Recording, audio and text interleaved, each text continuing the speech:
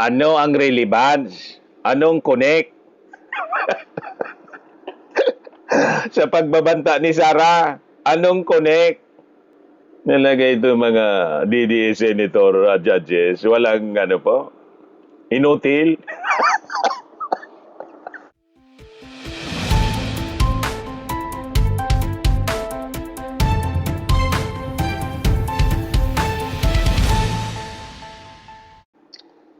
Hello po mga kababayan, si Dante Maravillas. Diyan na niya Mr. Maravillas, masasabi mo doon sa pagtatanong ni Robin Padilla, puro na naman po nonsense. Nagpatagal lang mga kababayan sa impeachment trial. Irrelevant nonsense.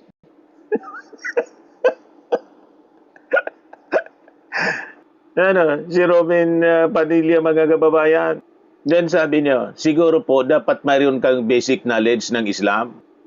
Senator Judge Robin Padilla questions the assignment of Attorney Jeremy Dotok as the Regional Director of NBI BARM. Kayo po ba ay may kaalaman sa Islam? Padilla asked. Sabi naman po ni Lotok, sagot, well, isa po akong Kristiyano. Hindi ko po malalaman yung kabuuan. Irrelevant nonsense. Anong kinalaman doon sa pag-prove, mga kababayan, sa pagbabanta ni Sara? Anong kinalaman na kailangan may siya, may nalalaman sa Islam kasi na-assign sa sa BARM? Hindi man po yung assignment niya sa BARM ang subject ng discussion, kundi yung pagbabanta ni Sara. O, di ba? At saka si Lotok, na-assign na lang doon. In-invite siya kasi dati siyang head ng cybercrime. Yan ang rason kung bakit in-invite siya. Kaya lang siya ngayon na-reassign. Nabigyan ng panibagong assignment sa trabaho bilang NBI official. So, anong koneksyon? Anong connect? Talaga niya, Mr. Maravillas, puro nonsense. Pari-parehas po, pati yung defense counsel ni Sara, puro irrelevant ang tinatalakay para malayo doon sa pagbabanta. O, di ba, mga kababayan? Kung ano-anong yung tinatalakay. Mailayo lang ang usapan doon sa criminal intent ni Sara sa pagbabanta. Dinala pati sa politika at pati yung grado ni Sara nabanggit sa pag-take ng bar examination. Sinopla mga kababayan ni Atty. Ligutan. Ay, nako. Ayan puro irrelevant. Sabi ni Atty. Mark Binloan, are you aware that the Vice President is a lawyer? Sabi ni NBI Director Jeremy Lotok, yes, sir. Sabi ni Binloan, she has a law degree and passed the bar exam on the first attempt with a rating of 80%. She has a higher grade than most of the lawyers here. Sabi ni Atty. Amando Ligutan, objection, Your Honor. Relevance. Ano yan, connect? Anong relevance noon? Grado ni Sara.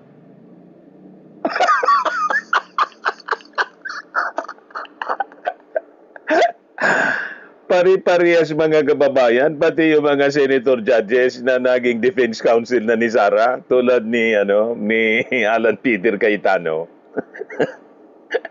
Ni Pia, pati si Robin Padilla at si Amy Marcos, pari-parehas. Pilit na nilalayo sa topic. Objection, Your Honor. Relevance. Kaya sabi ni Chis Escudero, counsel for the respondent, kindly avoid those disparaging statements given that there are a lot of lawyers here and you don't know what their grades are, suplak na naman.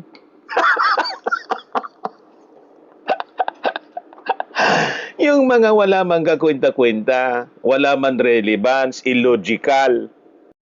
Yung ang mga pinagsasabi, anong connect? Bakit kailangan sabihin ninyo?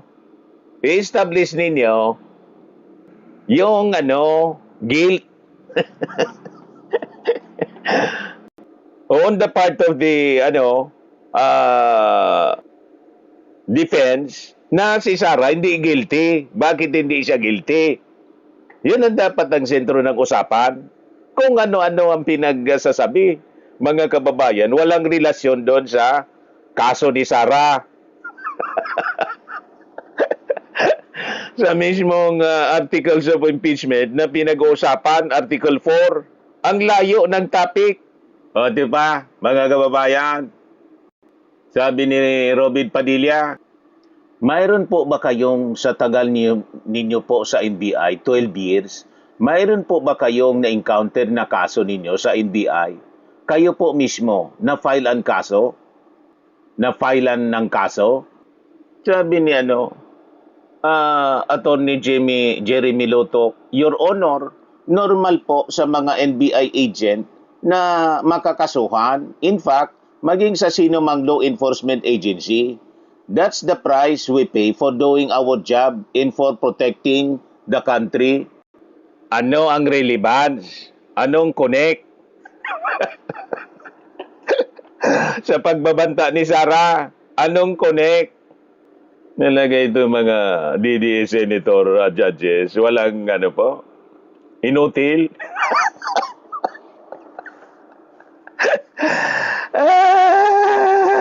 Pakinggan natin mga kababayan si Robin Padilla para may lap trip tayo po. Sayang pasweldo talaga dito sa mga taong ito. Interject before we go on a break. You may proceed, sir. Maraming salamat po, Ginoong Tagapamahala ng Hukom at sa ating Ginoong Pangulo.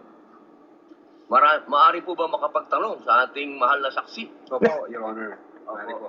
Ang una ko pong katanungan sana ay taga saan po kayo? Lugar na probinsya? Tacloban, sir. Ay, Robin. Kayo po ngayon ay Pati yung address. Regional Director ng NBI sa BARM. Yes, sir. Opo. Yun po ba ay isang promosyon para sa inyo na madala sa BARM? Dahil totoo po ba na kayo ang tinatawag na Golden Boy ngayon sa NBI? I cannot comment on that po, Your Honor. Kasi Binibigyan niya ng nasa farm po ako. Ako ngayon. binibigyan niya ng Malaysia yung promotion, yung assignment. Balita ko po kasi ilang beses na kayo na-promote sa NBI. Kasi Golden Boy. Years na po kayo no, sa NBI. Yes, sir. Opo, ilang beses na po kayo na-promote. Kasi nga, siya yung nag-imbestiga, mga kababayan, dito sa sa video na recording ng pagbabanta ni Sara. So, yun ang ini-implicate niya, mga kababayan. Ang ibig niyang sabihin, binibigyan niya ng Malaysia. Promotion yung yung reassignment niya doon sa BARN bilang regional director. Binibigyan ng Malaysia. Umaaktong defense lawyer. Since na pumasok ko ako sa NBI, Opo. from investigation 1, 2, 3, noong 2015, 2016, well, nung mula ako na pumasok ako sa academy, from investigation 1 hanggang ngayon. Irrelevant? Sir. Ilang beses po yun? Sa isang taon po Sa isang taon? Anong taon po, sir, ang tinutukoy? Kung ako kay Cheese Escudero, Bago ako napunta sa BARM, regional director po ako ng Mimaropa. sinupalpal ko na to. Region 4B, sir. Opo. Anong Kayo po ba connect? pumili sa BARM? Hindi po, sir. In the exigency of service, doon po kami nilalagay kung Pinagbigyan na lang direktor kasi Senator Judge. Kakatulong kami sa bureau. Bakit po kaya naisip ng direktor na sa BARM po kayo? Kayo po ba ay may kaalaman sa Islam? Anong connect? Hindi ko po alam kung ano ang naging basis ng direktor, pero Kayo po mismo. Ang BARM po kasi is Muslim Mindanao. Yes, Your Honor. Opo. Meron po kayong kaalaman sa Islam? Po, in terms of what you mean kaalaman, sir, yung Sa religion po ng Islam kasi Muslim Mindanao. So, ibig sabihin, kahit basic po siguro ng Islam, no? yes, sir. Kahit naman ho sino pwedeng i-assign kahit saang regional office. Kahit hindi marunong sa Islam, pwede. Ang autonomous region ng Hindi man yan requirement. Kailangan man siguro kahit paano meron kayong kaalaman sa Islam. Konti siguro, sir. Ano po yung konti na yun?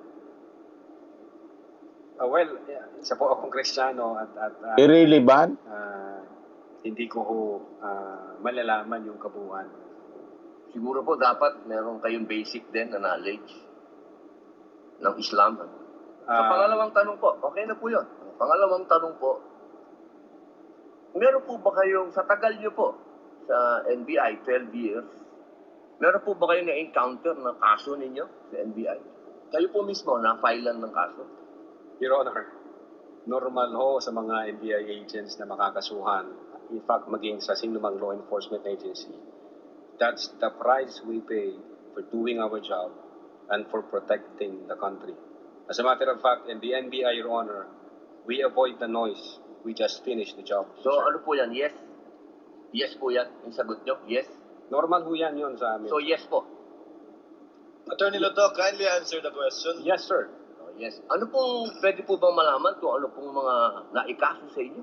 Well, wala ho pa akong natanggap na official case galing sa ombudsman, pero may nakita na ho akong complaint na binigay sa akin from NBI. Hindi ko na ho maalala yung sa case na yan, pero nung chinek po namin yung case na yan, Your Honor, sabi ko doon sa mga kasama ko, tingnan nyo nga yung validity at authenticity ng case na to. Pinuntahan ho namin yung nagnotaryo, So, yung meron Makati po, no? Court yun. Yung Makati Court, nag-issue ho ng certification na fake yung notary. Diyan sa... Gusto niyang sirain yung reputasyon ng NBI, Direktor. Yung notaryo na yan, Yan ang intensyon, malinaw. huwag na nating pansinin. Although, nag-aantay po ako. Na trabaho yan ng defense, lawyer. Kasi sasagutin po namin na eto. Siya na yung gumagawa. May dalawang Senator Chinese Judge. na reklamo. Chinek ho namin doon sa BI, yung dalawang Chinese na yan, I think, 9 months nang overstay at pinaghahanap din ng... Ano pong kaso? Malayo na sa malayo na sa topic Hindi ko po. maalala, Your Honor. Sa pagbabanta ni Sarah yung topic. May mga kaso doon na nakalagay. Pero again, sabi Wala ko po nga, kayong isa kahit maalala na ipinatong sa inyo? if I'm not mistaken, arbitrary detention, may ganun ba? May unlawful arrest. Wala ko sa akin ng record. Kasi nga, sabi ko nga, nung makita namin na fake yung notary, hindi na ho namin binigyan ng pansin, Your Honor. Kasi napakakapal po nitong hawak ko.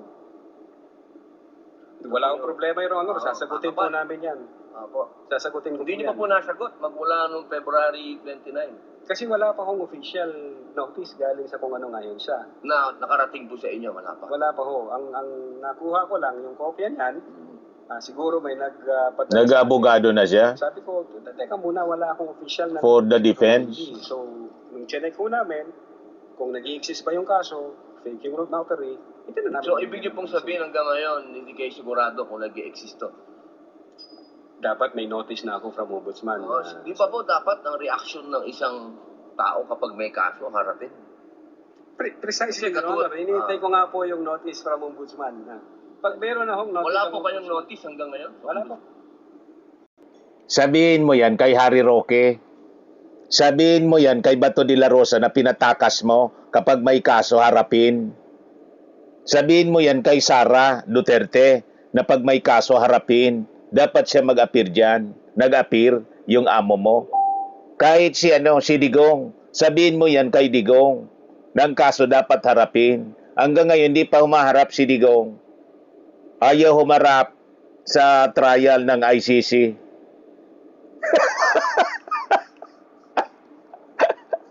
O, di ba? Basag na naman itong si Robin Padilla. Wala pang notice. Paano harapin? Sinabi naman po ni Atty. Lotok na handa niyang harapin. Kaya wala pang notice. Paano harapin? Yung affidavit pala, kaya hindi niya binibigyan ng pansin, peke yung notaryo. Parang yung kay Marcoleta, si Gutesa, yung affidavit, peke yung yung notaryo. At saka anong relevance nito sa pagbabanta ni Sara Duterte? Na dapat yun ang topic ninyo dyan. Naging topic ninyo yung investigador na ng NBI, yun na yung akusado. Pinag-uusapan yung kaso na ng NBI na hindi pa nga formal na nanonotify. Nonsense, irrelevant. Ituloy natin mga kababayan kasi gusto niyang gibain yung credibility ni Atty. Lotok. Opo, Your Honor. Yun nga ang inaantay ko kasi sasagutin namin kasi meron po kaming certification na fake yung notary. You see? Inaantay ko po, Your Honor. Mas maganda po, maharap nyo kagad. Definitely. Of course. Tatagpuan yan, sir. Kasi napakahalaga po ngayon nito. Yes, sir. Oo, ito po ay ang pinag-uusapan natin dito ay napakahalaga. Yes, sir. Opo, at ito pong mga kasong ipinatong sa inyo, perjury, robbery, extortion, theft, mainam po ito As I've said, Your Honor, in the NBI, we avoid the noise. We just finish the job, sir. Yun. Opo. Meron po akong tanong. Nasupalpal. Opo. Kanina po na ang ganda ng talakayan nyo tungkol sa Romanov. Yes, sir. Opo. Alam niyo po ba yung istorya ng Romanov? At ang gaganda po ng mga sagutan ninyo, alam niyo po ba yung historical background ng Romanov? Ang alam ko lang po dyan, Your Honor, yun yung nangyari sa, I think, Tsar, kung hindi ako nagkakamali sa Russia. Sa Russia. Opo. Sino po ba yung nakalaban nung Tsar? Again, hindi ko po maalala, hindi ko po nakita. Irrelevant na naman yun. Kasi napakahalaga po malaman ng taong bayan kung sino po ang tinatawag natin na Romanov. At sino yung nakalaban nila. Kasi po, katabi ko, ang isa sa Marcos family. Yes, sir. Alam naman po natin lahat, batid natin lahat, na si Apo Lakay, Ferdinand Marcos Sr., ang number 1 na lumaban sa komunista dito sa Pilipinas. Batid naman din po natin na ang nag-execute sa Tsar, kay Nikolai, sa kanyang mga anak, sa kanyang pamilya, ay ang komunista. Alam mo po ba niyo? Yes, sir. Opo. Ngayon, sino po ba ang pangalawang pangulo na lumaban sa komunista? Sino po, sir? Ay di si Pangulong Rodrigo Roa Duterte. Hindi ba po dapat isipin natin yung Romanov ay tungkol sa threat na pumapasok sa mga pamilya na mga namumuno dito sa ating bayan na lumalaban sa komunista. Komunista po ako . Gusto ko lamang pong alamin ninyo. Yes, sir.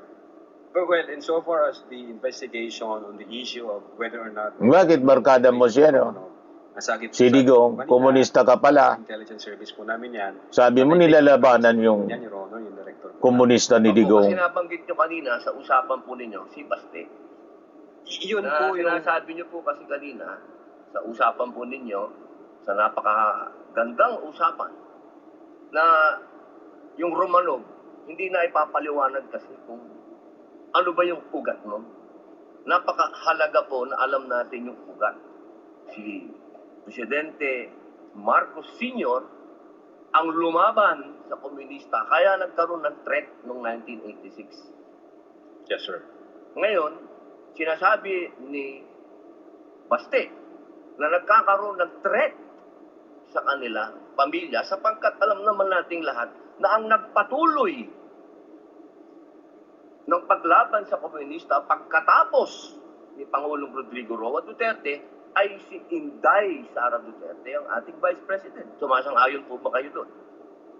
Wala po akong personal knowledge, sir. Ay, bakit po kayo walang personal knowledge? Yun po ang sumunod na assignment ng ating Vice Presidente pagkaupo niya. Siya po ang nag-take over ng NTF-ELCAC. Hindi po alam ng NBI yun. Well, nag-NTFL ka siya, pero yung factual circumstances doon, Factual, wala pa po akong wala po kayong. Pero alam niyo po, sagutin na lang po ninyo na siya ang nag-take over ng NTFL ka. yes, Your Honor. Opo. Isa na lang po, ginoong tagapamahalang ng hukom. Sabi niyo po kanina, ulitin ko lang po, gusto ko lang pong malaman. Inamin niyo po na wala kayong personal knowledge tungkol dun sa threat ng Pangulo. Ng pangalawa, sabi niyo po kanina, wala kayong personal knowledge na kumuha na ng assassin o papatay sa Pangulo, ang pangalawang Pangulo. Narinig ko po kanina. During that time, Yes or no lang po. during that time, ongoing ho ang validation namin. So, Sir. ibig niyo pong sabihin ngayon, meron na kayong personal knowledge, na meron na kayong... Hindi po, ongoing po ang validation. At sabi ko nga po, ang makakasagot po niyan, yung intelligence service namin at ang director po namin, sir. So, hanggang ngayon po, wala pa kayong personal knowledge. In so far as the cybercrime division is concerned back then, Po, ngayon po, yes or no po, ngayon po, sir, mahal naming saksi, ngayon po. Kung ako tatanungin, wala pa po akong idea, pero baka meron ang intelligence service o ang director po namin. Attorney Lato, kindly answer the question directly. It's answerable by yes or no. And I think Yes, sir. you know the answer. Opo. But ako personally, wala pa po, sir. Yun lang po, maraming salamat po, Thank mahal you. na saksi. Thank you, sir. Thank you, Senator Judge Padilla. Di ba? Puro nonsense, irrelevant mga kababayan. Pilit niya na nililigtas ngayon si Baste sa issue ng Romanov. Kasi nabuo na conclusion mga kababayan sa hearing ngayon na yung operation na Romanov hindi directed to the Vice President kundi directed to the first family na ang nag-mention si Baste, kapatid ni Sara.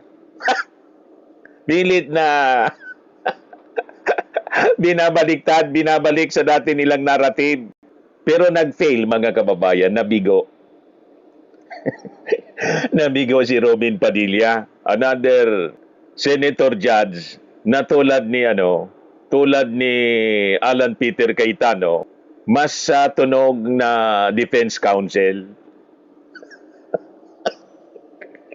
Pag nagtanong mga kababayan, parang nag-aabogado para kay Sara Duterte. Pero alam naman natin, inamin naman ni Robin Padilla na kahit sunugin daw siya, mangangamoy Duterte siya. Kaya naintindihan na natin kung bakit ganun siya magsalita. Nakakalungkot lang kasi siya ay isa pong senator judge na dapat nagdi-display ang lahat ng senator judge ng impartiality. Kaya lang wala na tayong maasahan dito sa mga Duterte senators. Tama po mga kababayan? Ayan man lang. Bye-bye.